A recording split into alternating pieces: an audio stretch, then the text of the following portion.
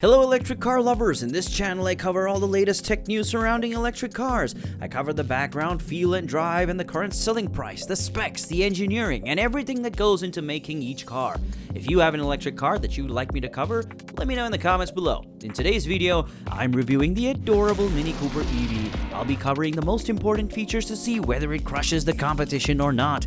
With this, its significant luxurious interior design and promised dynamic performance. Let's see. Oh, and one more thing before I start. Do you know how to tell if a car is electric? Well, it should be shocking, obviously. Okay, now back to the video. The Mini Cooper electric hardtop is the most accurate representation of Alec Issigonis' original design. Sir Issigonis envisioned a compact automobile with a distinctive engine that was both enjoyable to drive and cost-effective. With its supercharged engine, BMW's first-generation Mini got it largely right, but the Mini only kept becoming larger and more costly. We eventually received the Paceman, which was a monstrosity, but even Mini would prefer to forget about that. Although the 2022 Mini Cooper Electric has a lower range than many other compact EVs, it compensates for this flaw by being both more inexpensive and more enjoyable to ride. The new people's automobile is the Mini Cooper SE. The Mini Cooper EV is the most cheapest electric car in the United States with a price tag of just under $30,000. It's also said to have a lot of fun to drive, given the small body and electric motor's power delivery. The Cooper SE is Mini's second effort at becoming electric, and it will be available in 2022. In 2009, the first Mini EV became available as a lease-only vehicle, although it was rough around the edges. Many people believe that the initial Mini EV was more of a test than anything else. As a result, there is no earlier model to which the SE can be compared, except for availability of electric charging stations in your location. It will have no sales limitations. The 2022 Cooper Electric is ideal for city dwellers who desire a nice travel pod but only go within city bounds. Design and engineering. The Mini Cooper EV of 2021 is a fantastic recreation of the original. It sports the iconic round headlight as well as a contemporary twist on the upright back lights and a wheel on each corner. The side mirrors too are a modernized version of the originals. The Mini Cooper is virtually difficult not to adore. Mini utilizes yellow to distinguish the electric variant from the rest of the line. From the block-off grille to the thin yellow line on the outside rim of the model-specific alloy wheels, it's all over the car. The 98.2-inch wheelbase of the electric Cooper is the same as the rest of the lineup.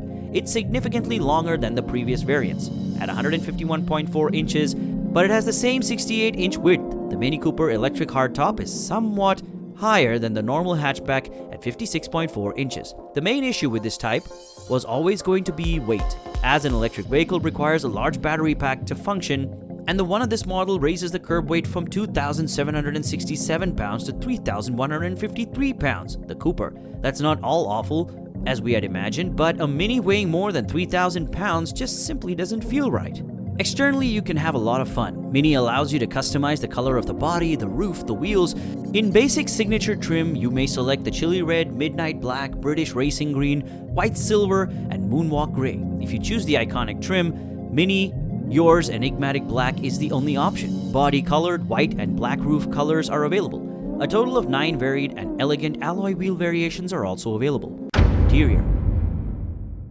One of the key throwbacks to the original Cooper can be found in the Mini interiors. They're all equipped with a huge circular center console that's designed to resemble the original speedometer display. The SE has the same basic appearance as the SE, with the exception of the model-specific shifter and smatterings of the same yellow color used outside. A completely digital oblong display replaces the Cooper SE's massive singular circular instrument cluster.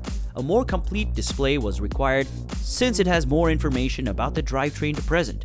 Standard equipment is superb across the board, but genuine leather upholstery is only available if you upgrade to the iconic trim, which costs $7,000. That eliminates the cost effectiveness of the Mini, and that's all it's going for. Mini claims that there was no consequence in terms of internal space. This is fantastic news, considering the Cooper 3-door wasn't exactly a champion to begin with. The 41.4-inch legroom and 40.3-inch headroom in the front should be enough, but space in the back is severely constrained. There's 30.8 inches of legroom and 36.9 inches of headroom in that seat. Back there, the kids would be alright and should have no trouble getting into the 2-door car, but the grown-ups will be irritable after a while. From the standpoint, the 110-mile range is fairly impressive.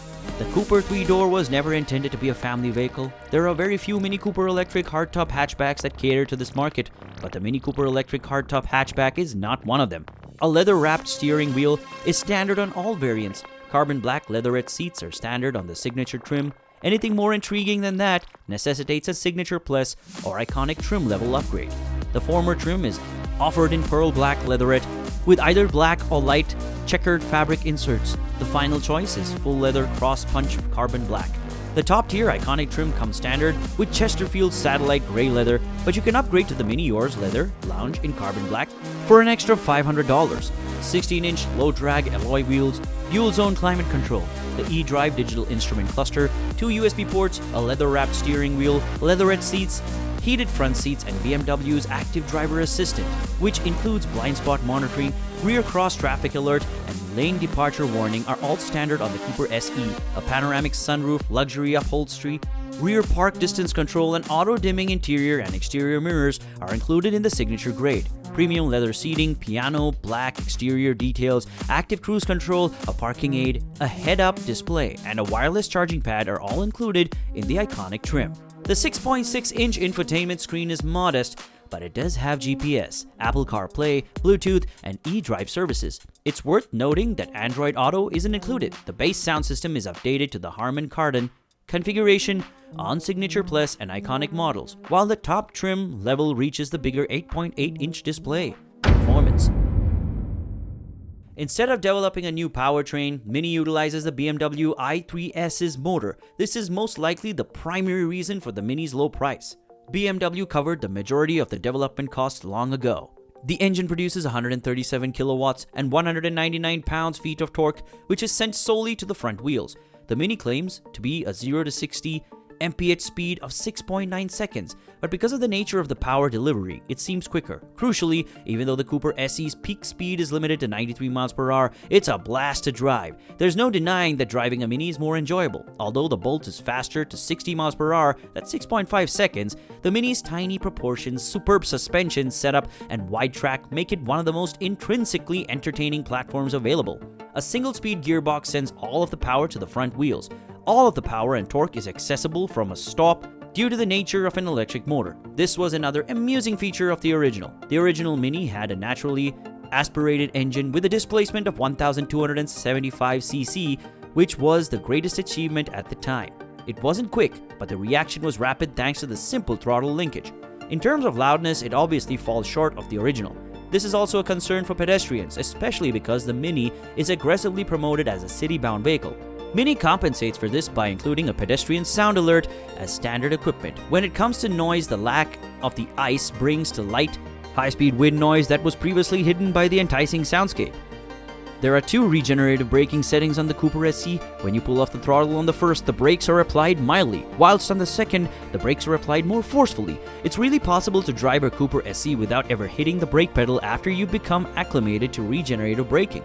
Battery life.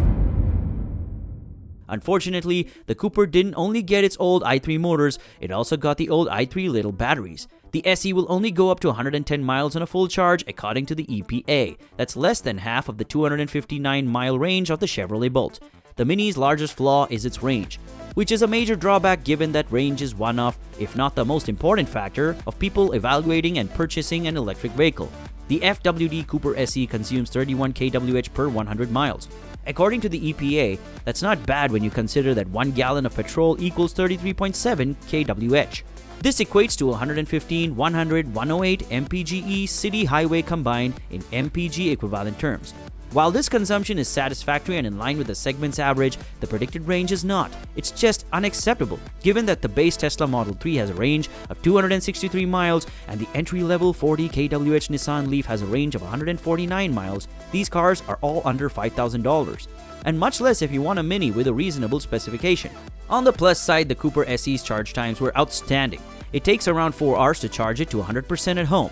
It can be charged to 80% in roughly 40 minutes using a 50 kW DC charging station.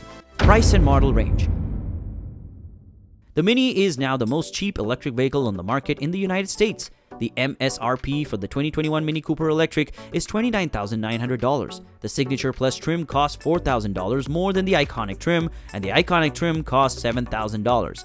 The $850 handling and shipping fee is not included in these rates. However, most states will give federal EV credit incentives, which will assist to lower the total cost of purchasing one of these snazzy speedsters. The price of the 2022 Mini Cooper Electric is the same as last year, and it's still qualified for the federal tax credit of $7,500 off the sticker price.